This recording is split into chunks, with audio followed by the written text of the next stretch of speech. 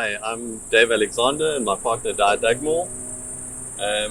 We just going to try and give you a couple of pointers as to the time, speed and distance regularity rally. This is an aspect of the Cape 1000 that we try and encourage a little bit of competitiveness in the rally, and the idea is to follow instructions on a road book which you'll be given at the start of the rally, and you follow those instructions, you follow the speeds given to you, and the idea is to try and keep on time all the time, and every second you're early or every second you are late at a particular checkpoint, you'll incur one penalty point. Idea is person with the lowest penalty points at the end wins. So the aim really is to have some fun. It's to engage both the driver and the navigator on some really long mileage days. But it is important to have fun. Listen to the navigator. They're the one that's going to make sure that you don't get lost. But it's all about having a good time. And basically, rule number one for the guys, especially if you're doing it with your wife, don't argue with her. It's not worth it. The aim of the rally section on the Cape 1000 is basically to add a competitive aspect to the event. It also challenges and engages both the driver and the navigator, as opposed to only the driver having to concentrate. And you will find that on the route, the rally sections, you'll find will go a lot quicker than the normal sections, because you're really concentrating on doing the rally, looking for clues, concentrating on the speeds and things like that. So it will go a lot quicker. And yeah, just to create an absolutely unique event with both GT touring and the rally experience. You're basically going to get a road book with both the rally as well as your general instructions as to how to get to the end, and just some tips when you're reading, especially in the rally section.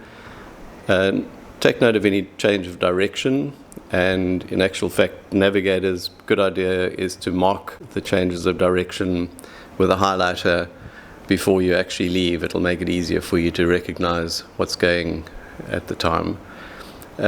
Distance in the second column will direct you to the next clue, and what you need to do there is just take note of that, because the important thing about it is that there might be a clue very shortly after the one that you've just read, and while you're still reading the one clue, you might have missed the second clue. So always try and look a couple of clues ahead and have a look at the distances so that you're not going to miss something in between. In your left-hand column of your road book, you'll see all the cumulative distances. All the signboards and clues are on the left-hand side unless indicated otherwise. So if it says right-hand side, you'll be looking on the right-hand side. Otherwise, your attention's always going to be on the left-hand side. If no time or distance is given for a clue, it'll always be the first clue. So if it says to you, you're looking for an 80-kilometer restriction board, and there are a couple of them, have a look. If there's a distance given, it might not be the first one. If there's no distance given, it has to be the first one you actually get to. Just remember, normal speeds apply in all sections of the rally, whether they be open sections or your touring sections. We need to keep to the speed limits, or at least adhere to the speed limits wherever we can.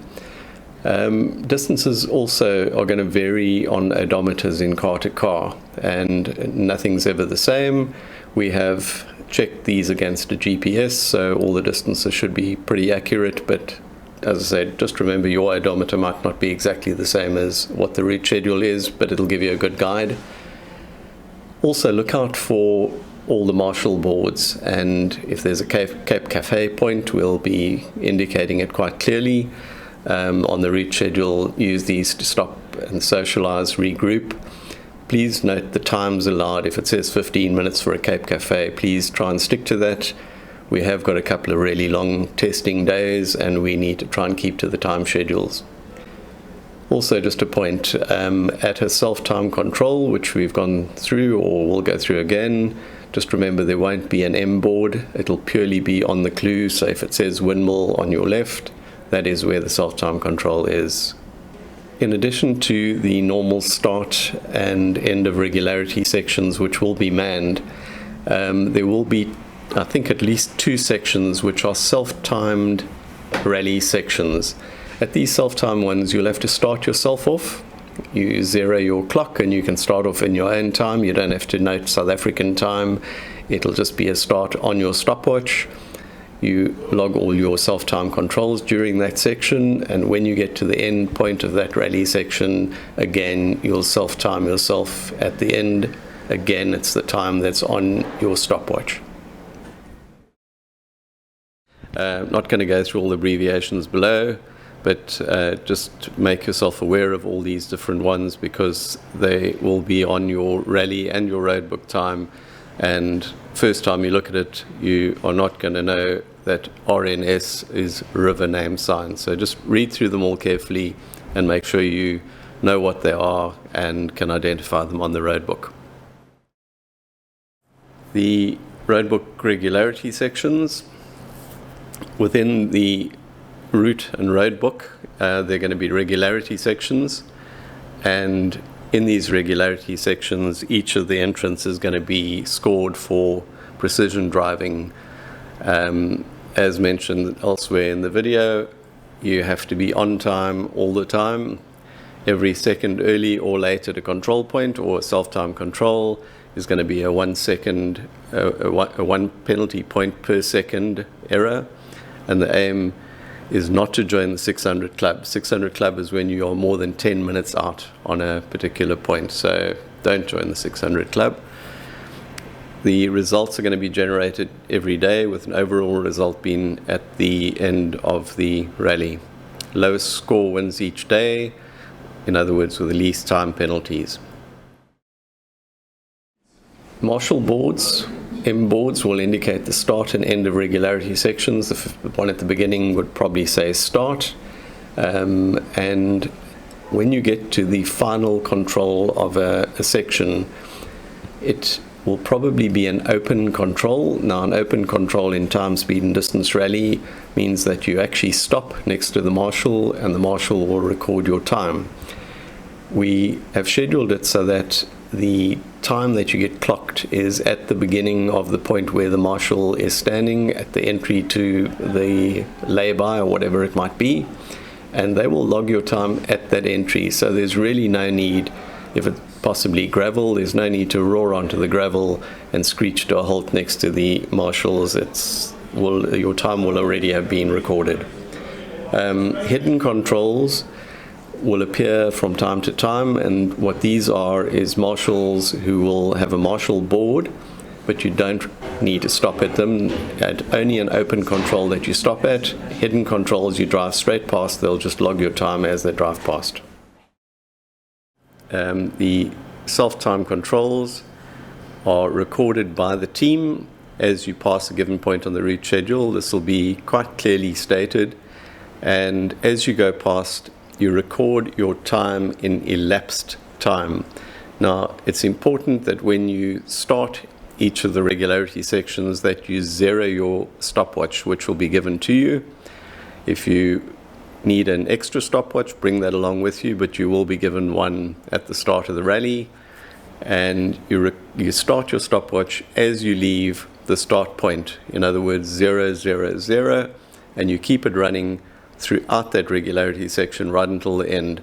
So if you've been traveling for 5 minutes and 23 seconds, when you pass the self-time control, you write down 0005 and whatever seconds you do as you pass it. Seconds are important. It will be down to the last second. So write down your seconds first, then your minutes, and then your hour. If you haven't been rallying for an hour, it's going to be 00. An example of the roadbook. The rally sections are highlighted, and it will have very clear instructions. And if you look at the top of the slide, you'll see at 2.6 kilometers from the start, you'll get to Buitengracht Street, or Buitenkant Street, my apologies, and it'll tell you to turn left. There'll be a four-way stop.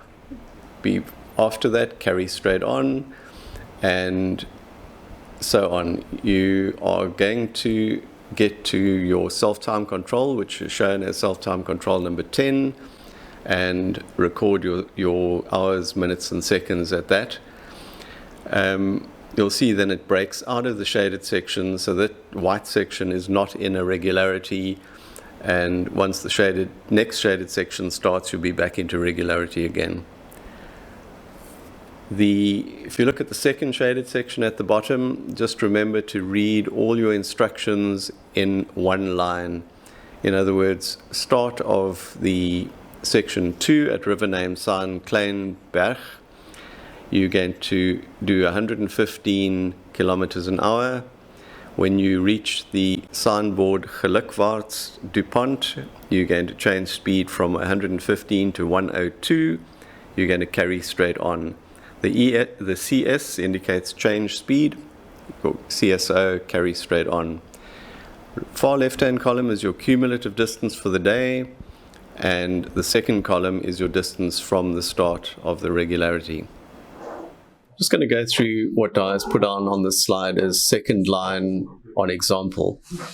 At distance 21.4, you will find a 90 kilometer restriction sign, at which point you change speed to 80 kilometers an hour. You then carry straight on, and it will tell you that you should reach that point at 11:18 on your stopwatch.